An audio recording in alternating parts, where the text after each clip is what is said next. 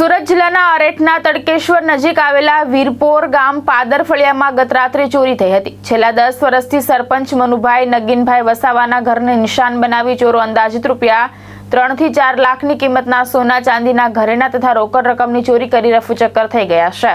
ગામના પ્રથમ નાગરિક અને જવાબદાર વ્યક્તિના ઘરે જ તસ્કરો આવી રીતે ચોરી કરતા ગ્રામજનોમાં ભારે આશ્ચર્ય અને ફફડાટ વ્યાપી ગયો છે।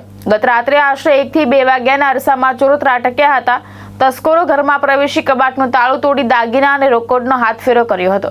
સવારે ચોરી થઈ હોવાની જાણ થતાં જ ગ્રામજનો ઘટનાસ્થળે ઉમટી પડ્યા હતા। આ અંગે પોલીસને જાણ કરવામાં આવતા કાફલો ઘટનાસ્થળે દોડી ગયો હતો અને અજાણ્યા શખ્સો સામે ગુનો નોંધી તસ્કરોને ઝડપી પાડવાના ચક્રો ગતિમાન કર્યા છે। અત્રે ઉલ્લેખનીય છે કે આ પંથકમાં ચોરીનો આ કોઈ પ્રથમ બનાવ નથી। થોડા સમય પહેલા જ તડકેશ્વરના રોડ ફળિયામાં રહેતા ઇલિયાસ ઇસ્માઇલ કાળાના બંધ ઘરને તસ્કરોએ નિશાન બનાવી 32 તોલા સોનાની મોટી ચોરીને અંજામ આપ્યો હતો, જેની પોલીસ ફરિયાદ પણ થઈ હતી। ટૂંકા ગાળામાં જ બનેલી આ બીજી મોટી ઘટનાને પગલે સ્થાનિક લોકોમાં તડકેશ્વર પોલીસના નાઇટ પેટ્રોલિંગ અંગે અનેક સવાલો ઉઠી રહ્યા છે। બીજી તરફ વીરપોર ગામના જ વ્હાઇટ રોઝ ફાર્મમાંથી પણ બાઇકની ચોરી થયાની વિગતો સાંપડી છે। ફાર્મમાં લાગેલા સીસીટીવીમાં બાઇક ચોરી કેદ થવા પામી હતી।